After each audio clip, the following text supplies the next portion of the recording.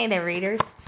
All right, so yesterday, all the baby wolves, the pups, were coming out of the den and they were exploring the world around them, and they had met the raven.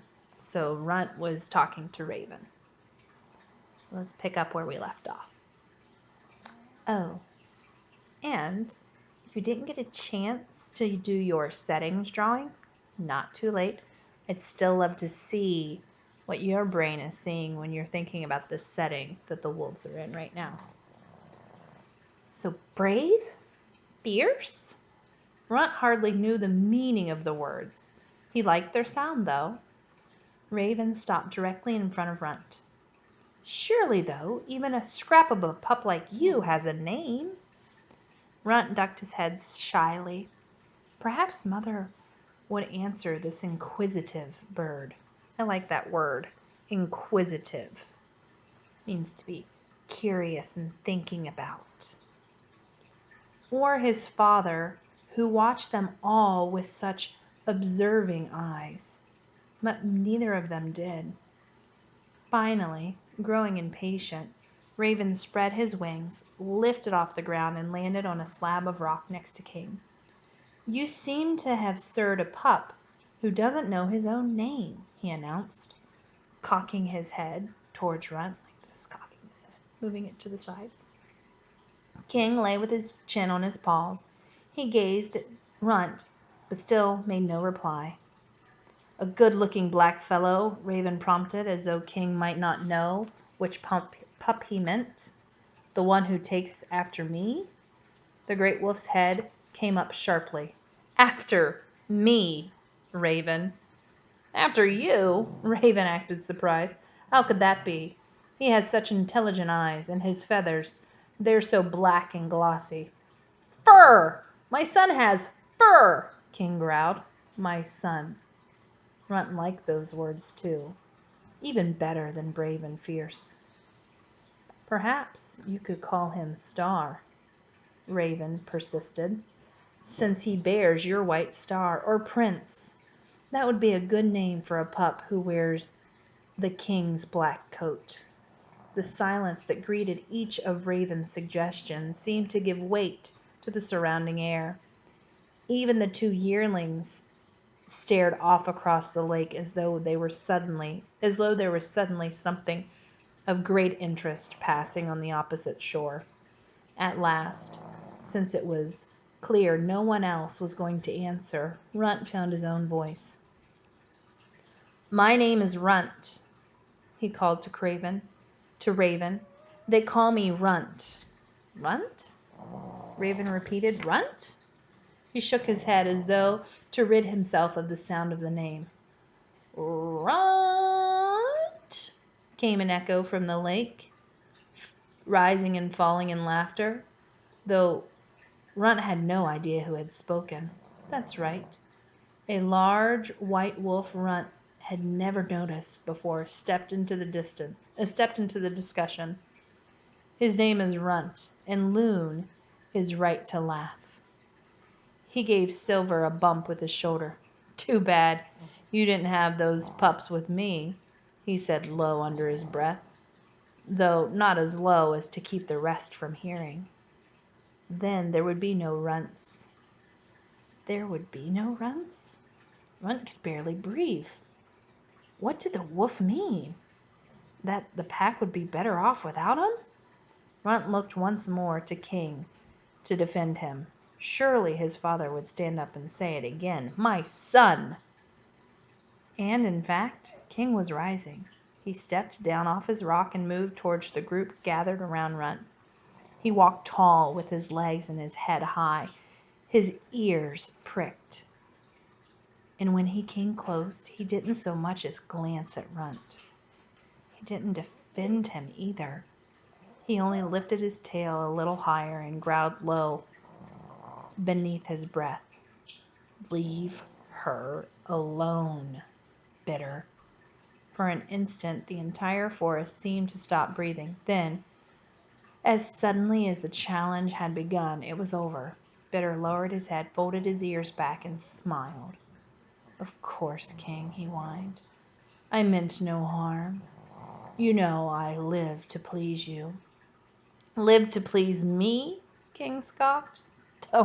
Don't think I don't know. You are biding your time, that's all. You live to take over my pack."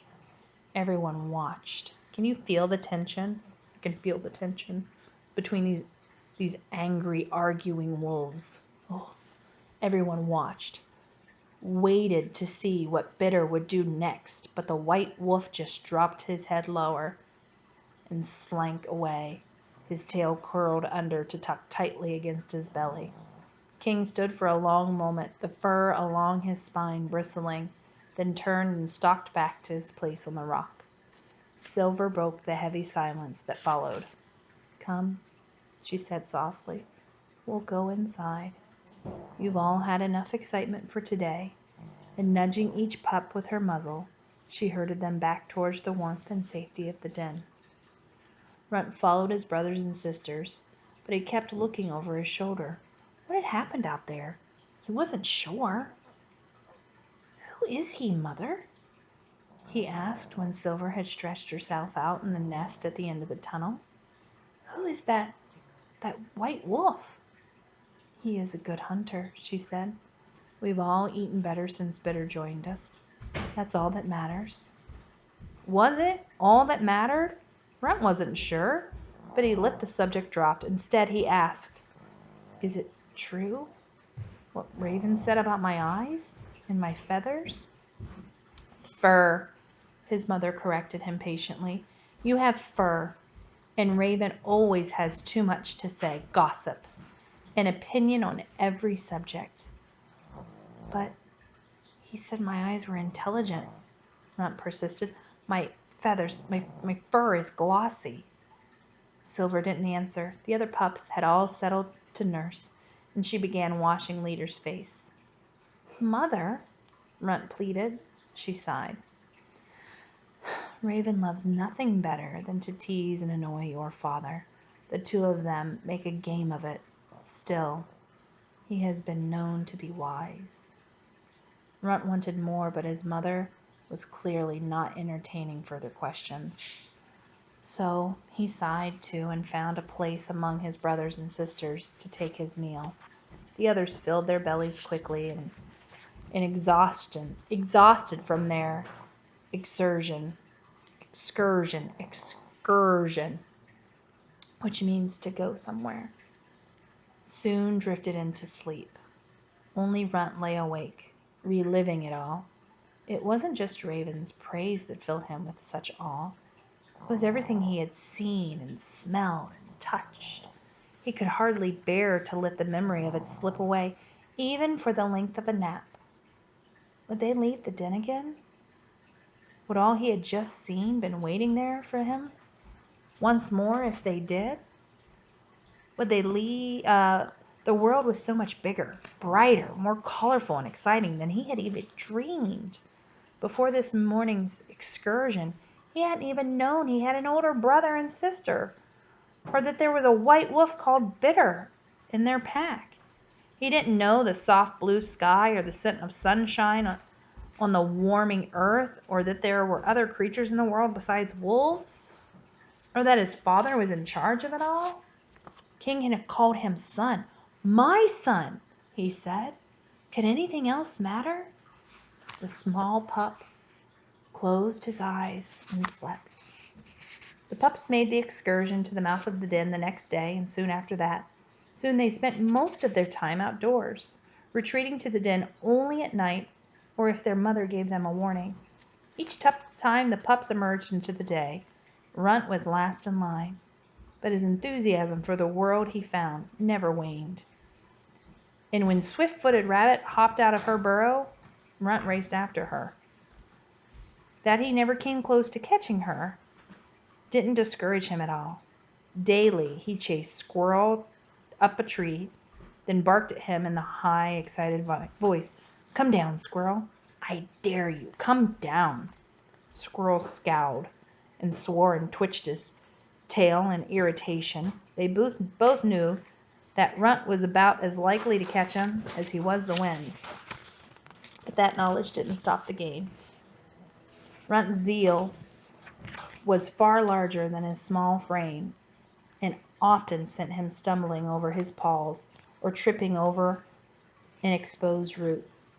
Or it let him discover that a mudslide created by the otter at the lake bank was slippery, and the lake itself was cold and wet. Oh, a dog's getting up to move around. And I think that's where we're going to stop for today, as we're being able to add some more stuff to our image in our brain of the setting, now that we can see that there's a slippery part of the lake where the otters play. All right. Thanks for joining me for this reading. See you later.